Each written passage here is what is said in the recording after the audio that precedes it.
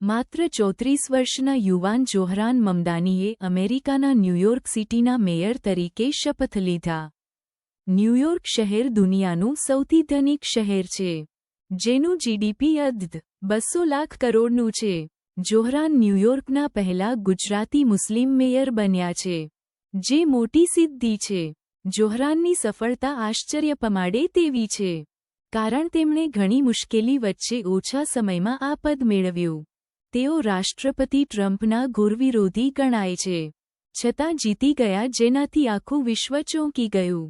અમેરિકામાં 9/11ના આતંકી હુમલા પછી મુસ્લિમો પ્રત્યે લોકોમાં અણગમો હતા, છતાં તેમણે હાર ન માની.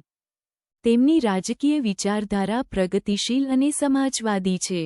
ગરવીહોણા લોકોને મદદ કરવાથી કામ શરૂ કર્યું. વર્ષ 2020માં તેઓ પહેલીવાર ન્યૂયોર્ક સ્ટેટ એસેમ્બલીમાં ચૂંટાયા અને બીજીવારમાં મેયર બન્યા.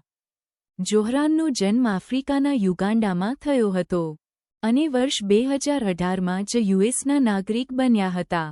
તેઓ અમેરિકાની સરકારી શાળામાં ભણ્યા અને પછી કોલેજ પણ ત્યાં જ કરી. તેમના પિતા મહમૂદ મમદાનીનો જન્મ મુંબઈના ગુજરાતી ખોજા મુસ્લિમ પરિવારમાં થયો હતો. મમદાની પરિવાર મૂળ કચ્છથી મુંબઈ અને પછી તાંજાનિયા અને યુગાન્ડામાં વસ્યો. મહમૂદ મમદાની જાણીતા લેખક અને શિક્ષણશાસ્ત્રી છે. તેમના માતા જાણીતા ફિલ્મ નિર્માતા મીરા નાયર છે, જે અર્થ, ફાયર જેવી ફિલ્મોથી ચર્ચામાં આવ્યા હતા.